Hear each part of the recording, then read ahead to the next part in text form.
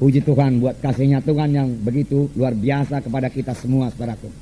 Saudaraku yang kasih dalam nama Yesus, saya akan membacakan satu ayat dari pembacaan Alkitab kita yang sudah lewat, saudaraku, dalam Markus 14 ayat 34, 35 sampai 37. Markus 14 ayat 34. Hatiku, lalu katanya kepada mereka, hatiku sangat sedih, seperti mau mati rasanya. Tinggallah di sini dan berjaga-jagalah. Ia maju sedikit, merebahkan diri ke tanah dan berdoa, supaya sekiranya mungkin saat itu lalu daripadanya. Katanya, ya Aba, ya Bapa, tidak ada yang mustahil bagimu. Ambillah cawan ini daripadaku, tetapi janganlah apa yang aku kehendaki, melainkan apa yang engkau kehendaki. Setelah itu ia datang kembali dan mendapati ketiganya sedang tidur. Dan ia berkata kepada Petrus, Simon, sedang tidurkah engkau? Tidakkah engkau sanggup berjaga-jaga 1 jam? Berjaga-jagalah dan berdoalah, supaya kamu jangan jatuh ke dalam pencobaan. Roh memang penurut, tetapi daging lemah. Sekali lagi dalam ayat 37. Setelah itu ia datang kembali dan mendapati ketiganya sedang tidur. Dan ia berkata kepada Petrus, Simon, sedang tidurkah engkau? Tidakkah engkau sanggup berjaga-jaga 1 jam? Berjaga-jagalah dan berdoalah, supaya kamu jangan jatuh ke dalam pencobaan. Roh memang penurut, tetapi daging lemah. Tuhan Yesus sendiri mengatakannya kepada murid-murid, tidak sanggupkah kamu berjaga-jaga 1 jam dengan aku? Karena banyak pencobaan, saudaraku. Saya yakin, saudaraku, 1 jam adalah waktu minimum bagi setiap anak-anak Tuhan yang mau menang dalam hidup rohaninya. 1 jam merupakan waktu minimum untuk berdoa tiap-tiap hari, saudaraku. Dengan berdoa 1 jam per hari kita akan disegarkan. Dengan berdoa 1 jam per hari kita akan menang atas dosa. Dengan berdoa 1 jam per hari kita menang atas setan dan iblis. Karena pada waktu berdoa itulah kita dikuatkan, saudaraku. Dan dengan berdoa 1 jam pertumbuhan rohani kita akan baik. Dan kita bisa sampai kepada kehendak Tuhan, saudaraku. Saya sangat bersyukur kepada Tuhan. Mulai daripada hari pertama, saudaraku, saya diselamatkan, saudaraku. Saya diajari berdoa 1 jam per hari.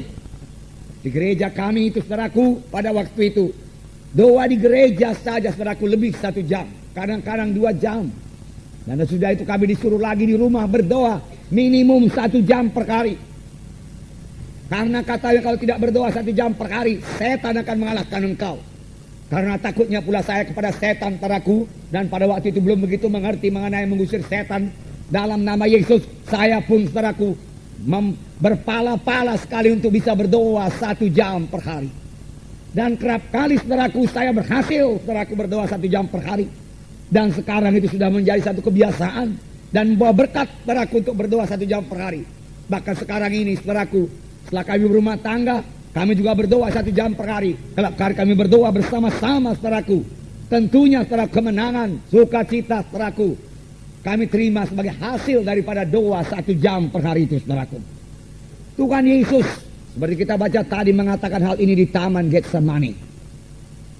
Tidak sanggupkah kamu berdoa 1 jam dan berjaga-jaga dengan aku? Berjaga-jaga dan berdoalah, supaya kamu jangan jatuh ke dalam pencobaan. Tubuh memang lemah, tapi roh itu yang kuat, dia katakan, saudaraku. Saudaraku yang kasih dalam nama Yesus, pada waktu Tuhan Yesus mengatakan demikian ini, dia memang dalam pergumulan yang amat sangat. Pada waktu itu Tuhan Yesus, saudaraku, diserang oleh semua kekuatan iblis. Semua kekuatan neraka, saudaraku, dipusatkan kepada Yesus untuk mengalahkan Tuhan Yesus. Karena pada waktu itulah Tuhan Yesus, saudaraku, mengambil keputusan untuk menanggung dosa manusia ini. Nasib manusia ini pada waktu itu ditentukan oleh kemenangan Tuhan Yesus. Dan syukurlah, saudaraku, Tuhan Yesus menang, saudaraku, mengalahkan setan.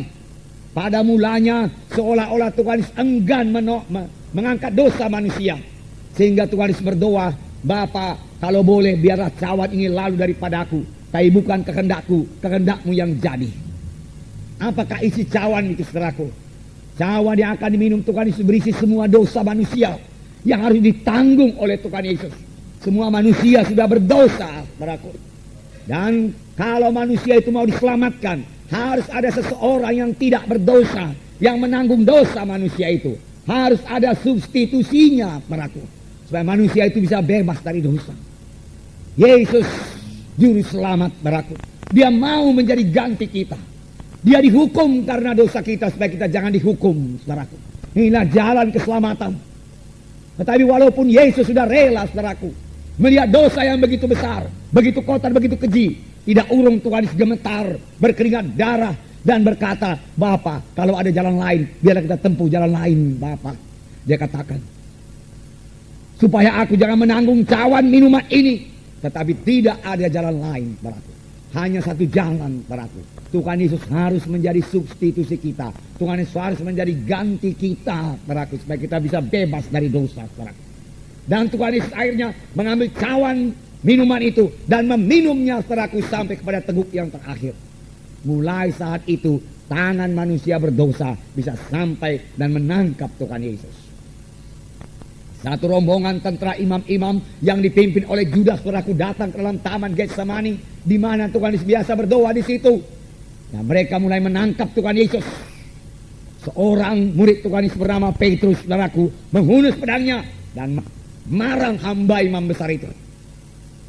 Daun telinganya putus, jatuh. Tetapi Tuhan Yesus mengambil daun telinga itu, merekatnya kembali. Dan Tuhan Yesus berkata, Petrus, sarungkanlah pedangmu. Sebab orang yang memakai pedang akan dimakan pedang. Apa engkau pikir aku tidak sanggup sekarang ini juga memanggil 12 legiun tentara malaikat untuk membebaskan kita?